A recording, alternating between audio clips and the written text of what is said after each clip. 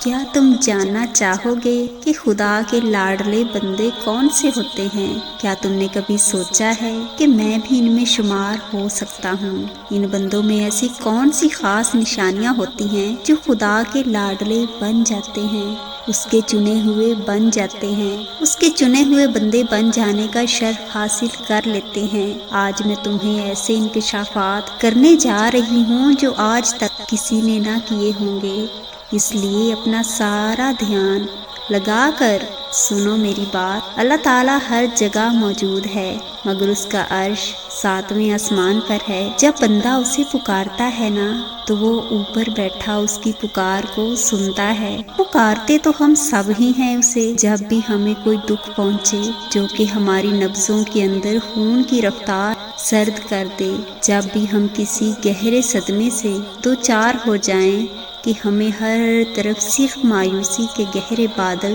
چھائے نظر آئیں، جب بھی ہم کسی مشکل میں پھنس جائیں، یہاں سے نکلنے کے لیے صرف اس رب کی مدد ہی درکار ہو تو ہم اسے پکارتے ہیں۔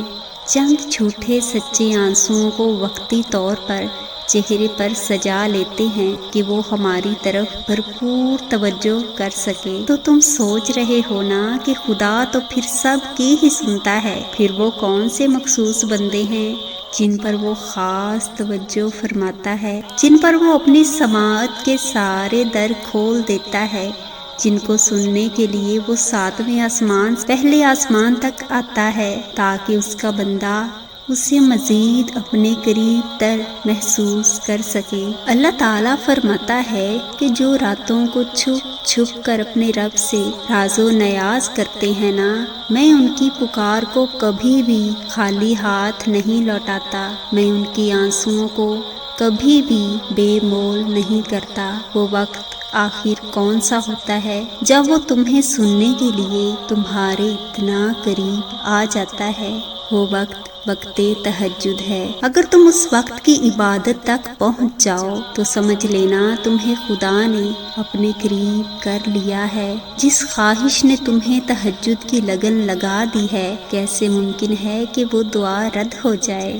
تہجد بڑی لاڈلی عبادت ہے، یہ اپنی بات منوا کر ہی دم لیتی ہے۔ تہجد میں پکارنے والے بڑے لاڈلے ہوتے ہیں رب کے، وہ اپنی منت پوری کروا کر ہی اٹھتے ہیں۔ اور تمہیں ایک راز کی بات بتاؤں، خدا انہی کو تہجد میں مانگنے کی سند دیتا ہے جن کی دعا اسے رد نہیں کرنا ہو۔ تو تم اسے اس وقت پکار کر تو دیکھو جب تم سجدے میں جاؤ گے تو خدا کو قریب تر پاؤ گے۔ تم جب اس کے لیے اپنی نیند کی تھوڑی سی قربانی دو گے نا تو وہ تمہاری اس قربانی کو ایسی عطا میں بدل دے گا جو تمہاری روح کو سیراب کر دے گی۔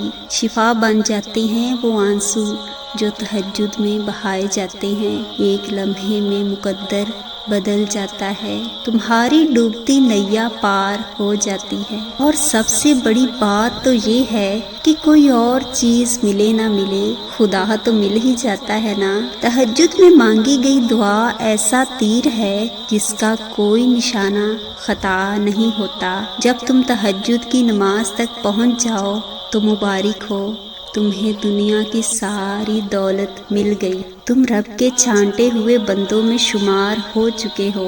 اب تم جو چاہے مانگ لو، سب عطا کر دیا جائے گا۔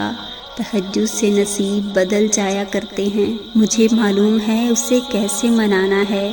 بس تہجد اور چند آنسو یہی کافی ہیں اس کے ماننے کے لیے۔ اگر تہجد میں کوئی خاص بات نہ ہوتی تو اللہ کیوں 7ویں آسمان سے پہلے آسمان پر آتا، صرف یہ پوچھنے کے لیے کہ اے میرے بندے تمہیں کیا چاہیے؟ وہ تو ان کی دعائیں 7ویں آسمان پر بھی بیٹھا سن سکتا ہے۔ پھر اتنا پروٹوکول ایک بندے کو دینے کا مقصد ہی یہی ہے کہ وہ اپنے بندے کی ہر پکار کا جواب عطا کی صورت دینا چاہتا ہے۔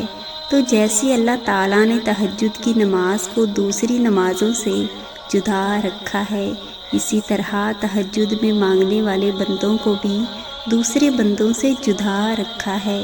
اللہ تہجد میں مانگنے والوں کو ہمیشہ خاص رکھتا ہے اور ان کے لیے ایسے معجزے ہوتے ہیں جو کبھی کسی کے لیے نہیں ہوتے۔